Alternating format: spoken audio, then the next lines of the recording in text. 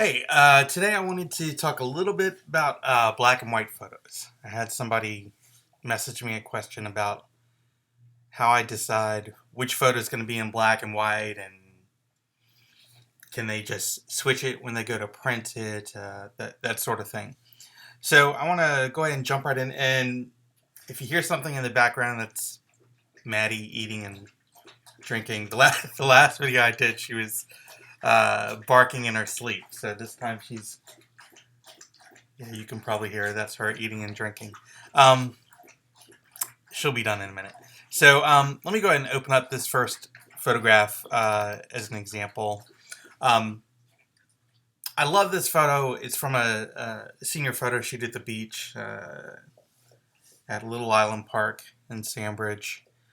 And I just love the natural light, the fall off, it's a very soft light, and the way that everything is exposed for her, it really gets the background and the water and everything blown out, and it draws all the attention to her. So everything else tends to get very light and a little desaturated, just the way that the exposure works, and that's actually a really good thing in this photograph. So the color on her really pops, and your eye jumps right to her.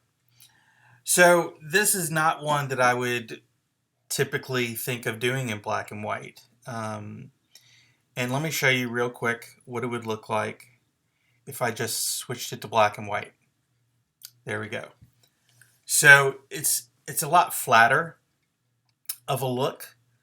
Um, I love black and whites. Don't get me wrong. I think about probably 30% of the photos I edit end up being black and white, but this would not be one of them.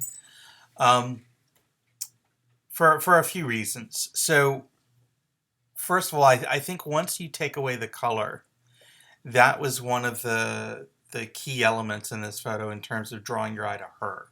Now, without that color, you'll see that you've got some other things going on. So let me just bring this up in Mark really quick. So like over in this section over here, you'll see that the where the pillars are darker, and not pillars, the pilings. Um, that shows up more. It's more noticeable when switching it to black and white, and also her her skin color, just the way it translates. It doesn't stand out as much. Now there are some things you could do um, to work on that. So for example, I spent a little bit of time on this one, and you'll see here that I've lightened up this area. I've tried to bring back some highlights and shadows, a little more contrast there. Um, and one thing in specific is to uh, darken the area around here, and to lighten this area here to give it some more pop, so that your eye kind of gets drawn to this pop here, and brought back a little bit of texture in the hair, a little bit of in the shadows, um, and a little more texture on this piling here to really kind of pull your eye in. And I think I might have done a little bit of lightening around. So that helps a little bit. That definitely looks much better than this, which is how it comes straight out as black and white. So that's one of the reasons that I tell people that if you're working with a photographer, to always get your black and whites done by the photographer. So here's the reason why. So if this is the original image and the photographer has given you the digital files, and you go to print it and you love this, and you say you want to get printed in black and white, that's what the lab is going to print for you. And it just doesn't pop the way that you'd like it to. But a photographer will go and do some extra work and get it to this stage in black and white, which looks much, much, much better. Um, so let me bring up the two of those.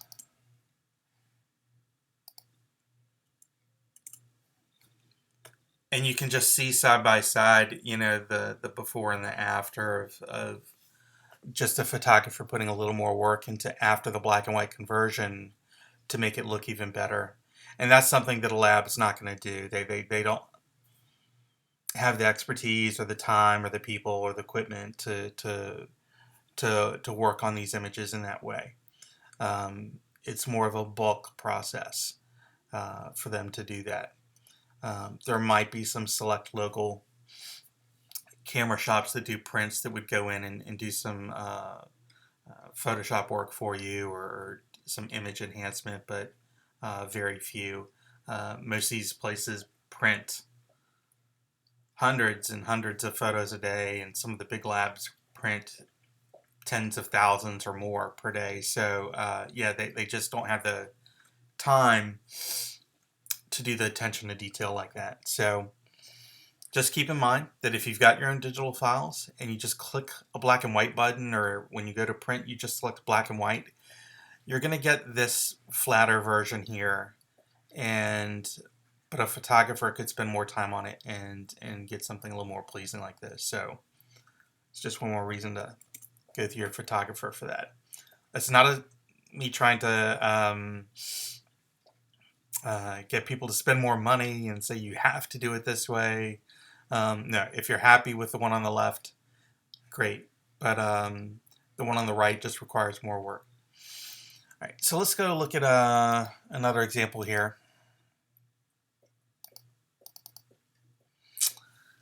So this one, I think, was taken in Norfolk, or the Norfolk area, at a park, and this is a tennis player, and I love that this was taken in autumn, and she's got this gorgeous red hair, and you've got the orange in the background, and you've got all those autumn tones and everything. And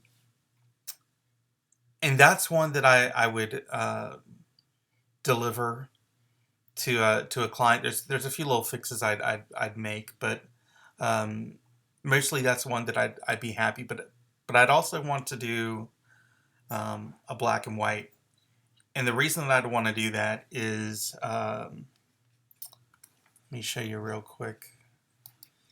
So you've got this darkness with her tennis dress and this area over here and this area over here. So what you've got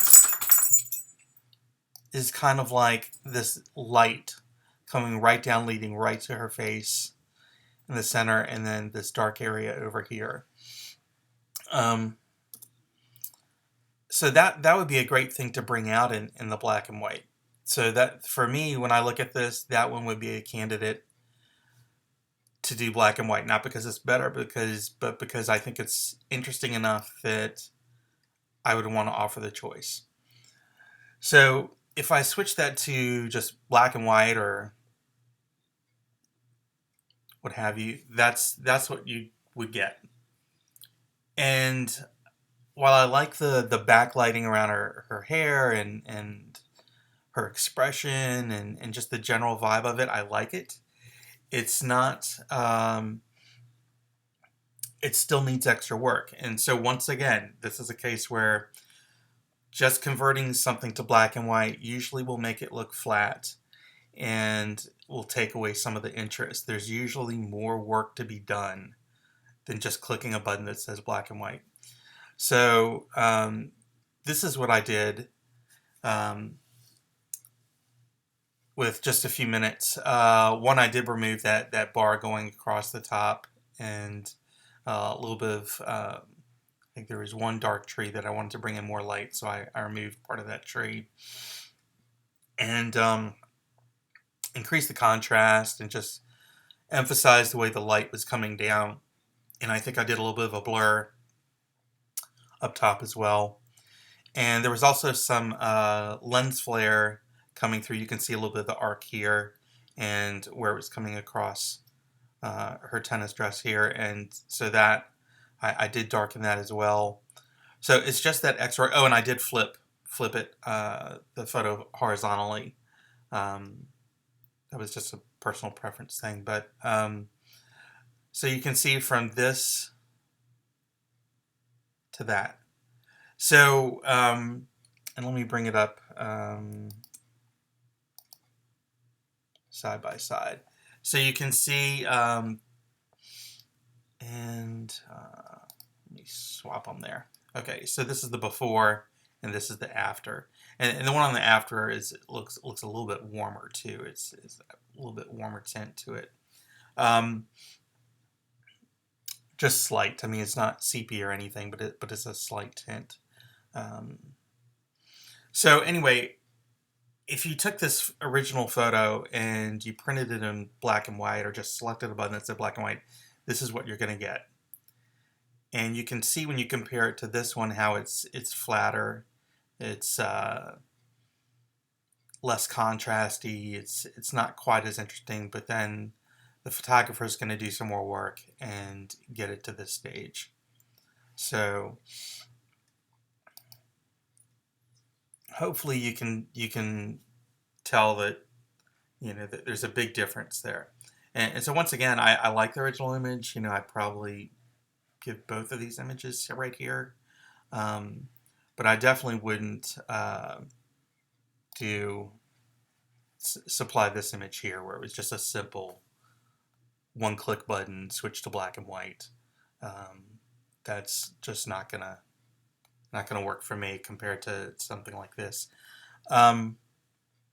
So that's basically it. I just want to make this a quick, short video and basically kind of summarize, what a little bit about the thought process going into these, and how it makes a huge difference on going the extra mile with a photo after you've converted it to black and white, and not just clicking one button and walking away, or etc. So if you've ever had photos printed that you converted to black and white and you just thought they felt flat, and your original photo shoot was with us, please let us know and order a print through us, and we're glad to do a little extra here and get it looking great. So I hope that's been informative or helpful, and have a great day. Thanks.